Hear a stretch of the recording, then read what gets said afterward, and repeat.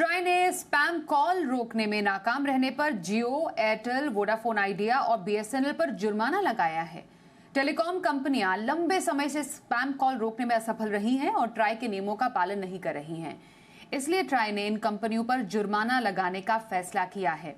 जुर्माने की राशि करीब 12 करोड़ रुपए है। ट्राई की इस ताजा सख्ती पर अधिक जानकारी के साथ दिल्ली से अमरीश पांडे हमारे साथ है। अमरीश,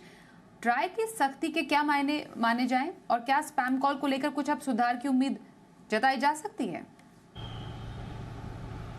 देखिए स्वाति, सितंबर में नए टेलीकॉम रूल्स आए थे और रूल्स में साफ तौर पे कहा गया था कि क्वालिटी ऑफ सर्विस और स्पैम कॉल्स यानी कि कंज्यूमर्स के जो सेटिस्फेक्शन या फिर उसकी सुरक्षा को लेने वाले सारे उपायों को लेकर समीक्षा टेलीकॉम कंपनियों की लगातार की जाएगी। पहले जो समीक्षा साल में एक बार होती थी वो अब हर तिमाही की जाएगी। तो इसलिए सितंबर के बाद जब ये नियम लागू हुए उसके बाद दिसंबर में ये समीक्षा की गई और समीक्षा में पाया गया कि कई सारी कंपनियों ने स्पैम कॉल रोकने के लिए यानी और क्वालिटी ऑफ सर्विस के लिए बहुत सारे जो उपाय थे वो नहीं किए थे या फिर उनकी शुरुआत भी अभी तक नहीं की थी। उसको मद्देनजर रखते हुए ट्राई यानी कि टेलीकॉम रेगुलेटर ने कड़े कदम उठाए थे, एक हिदायत दी है, साथ साथ एक जुर्माना भी लगाया है। स्पैम जो हम अगर देखें तो फ्रॉड के लिए, किसी भी टेलीकॉम नेटवर्क में फ्रॉड के लिए सबसे बड़ा कारण होते हैं स्पैम कॉल्स और इनको रोकना सरकार की प्राथमिकता है। ट्राई ने कई सारे नियम बनाए हैं, कई सारे सिम कार्ड या फिर कॉल्स को ब्लॉक भी किया है, कई सारे नेटवर्क को ब्लॉक किया है।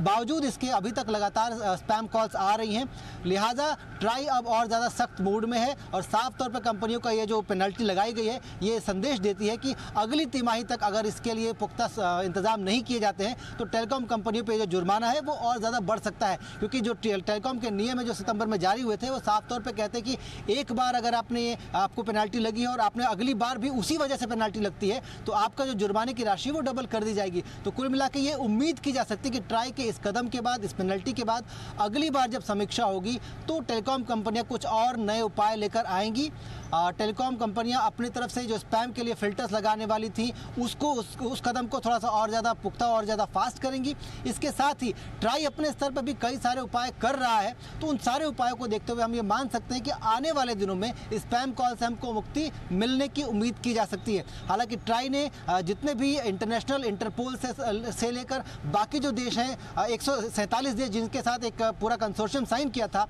उस कंसोर्शियम ने मिलकर तय किया है कि स्पैम कॉल्स विशेष तौर पर इंटरनेट पे जो स्पैम कॉल्स हो रही हैं, इंटरनेट का इस्तेमाल करके, आईपी एड्रेस का इस्तेमाल करके जो कॉल्स हो रही हैं उनको रोके जाने की ज़रूरत है और उसको लेकर एक संयुक्त गाइडलाइन बनेगी जिसको लेकर चर्चा शुरू हो चुकी है और जनवरी के अंत तक उस पर एक फुल एंड फाइनल रेजोल्यूशन आ सकता है। लेकिन जब तक ये रेजोल्यूशन नहीं आता है तब तक टेलीकॉम कंपनियों को अपने स्तर पर कदम उठाने की ज़रूरत है और ट्राई की ये पेनल्टी उसी दिशा में एक सख्त कदम है, एक सख्त निर्देश है जहाँ की टेलीकॉम कंपनियों को साफ कहा जाएगा कि आप अगर स्पैम कॉल्स रोकने में कामयाब नहीं होते हैं तो आगे जुर्माना और ज़्यादा सख्त हो सकता है। स्वाति जी, तो स्पैम कॉल पर ट्राई की सख्ती, इस पर ज्यादा जानकारी देने के लिए अमरीश आपका धन्यवाद हम करते हैं।